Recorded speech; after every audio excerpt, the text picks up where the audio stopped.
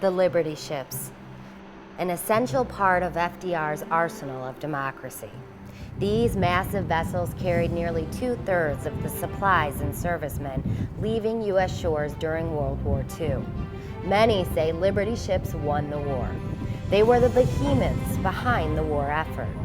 Of the 2,710 Liberty ships built at 18 shipyards between 1941 and 1945, today, the John W. Brown is one of only 2 remaining Liberties operating, and still proudly sails the seas as a testament to the spirit and workmanship of the workers and seamen of the United States of America. We are preserving and operating the ship to honor and memorialize 3 groups, the first of which is the shipbuilders. The people, the men and women at the 18 shipyards around the country that built the Liberty ships. The second group is the merchant mariners, the civilian merchant mariners who sailed them. And then the third group is the Naval Armed Guard detachments who man the defensive armament on the ship. For the men and women shipbuilders who did their part for the war effort at home, the John W. Brown remains one of their greatest accomplishments, especially since it's named for a Union leader who helped organize the yards where these ships were built. He helped to give these American heroes a Union lifestyle and ultimately a part of the American dream. It's American pride, it's American quality, and it's American workmanship. It was built by Union members, it's still here, and the Union still exists. And I think that's a testament to the quality of work that American workers produce day in and day out, and the contribution of organized labor to our society and our economy. It was the workers of the Industrial Union of Marine and Shipbuilding Workers of America, who merged with the IAM in 1988, that made their mark in history by building the Liberty ships. At 440 feet long and 57 feet wide, these ships were powerhouses that helped win the war. But for many, a ship like the John W. Brown is much more than history. Little did Jarvis Hughes know it would also be a part of his future. On July 6, 1942, his 18th birthday, Mr. Hughes reported for his first day of work on the 11 to 7 shift at the Bethlehem Fairfield shipyard to begin building Liberty ships.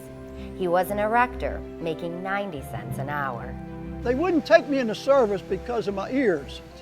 I have perforated eardrums, and they wouldn't take me into service, and I felt that was my war effort, was working in the shipyard, doing what I could building these ships.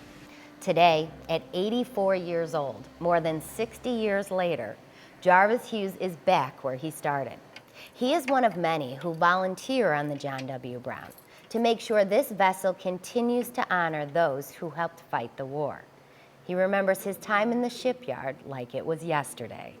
I remember the crane operator, his name was Curly. He was a real nice fella.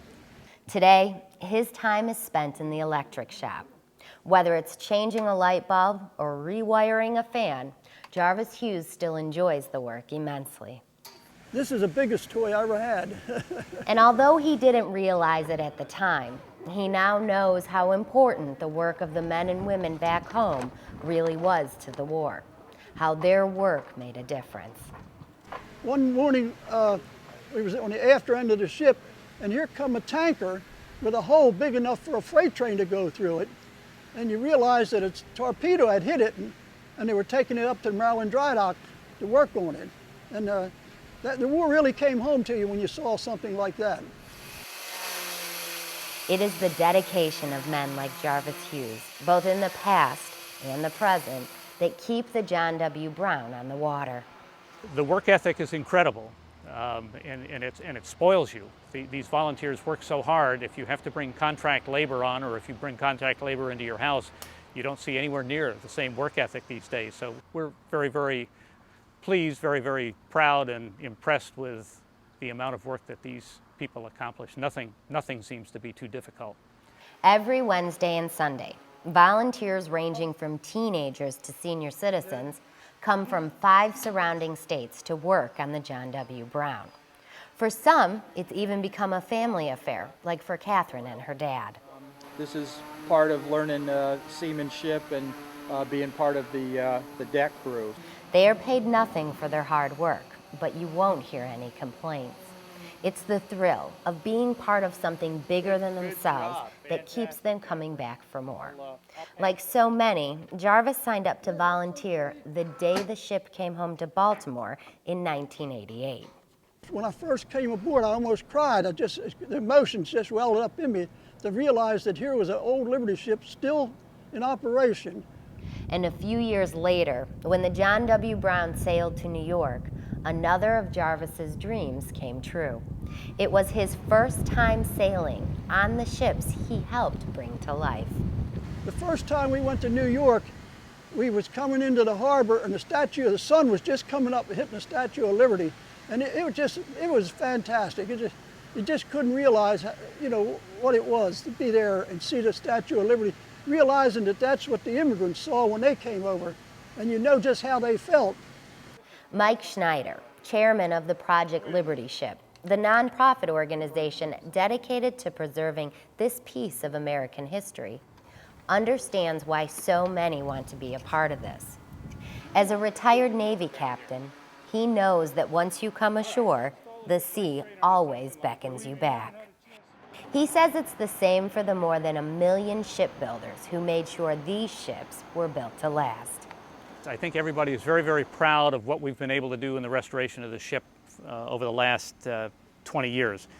We've got a 65-year-old ship that still operates the way it did when the shipyard delivered it to the War Shipping Administration.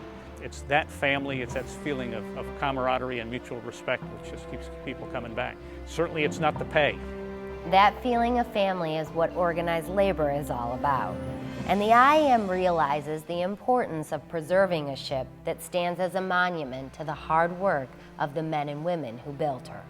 The goosebumps and the lump in the throat, knowing that we built this, that it's still here, that it bears the name of one of our founders, and it's a source of pride for all of us. The machinists have donated thousands to help keep the John W. Brown operating and not just a floating museum, to help honor and thank its members who built her and keep her going. The money is used to preserve the vessel and offer the public living history cruises and a chance to experience firsthand something that changed the lives of Americans, and to let the world know that this too came from the great men and women of organized labor. The John Brown is, to me, is a constant reminder of what we do every day and why we do it, and why we do it with pride and dedication and skill. And for me, it's a personal passion to make sure that our union continues to recognize the contributions of our brothers and sisters that have gone before us, and to adopt this ship so that it will continue to preserve that heritage.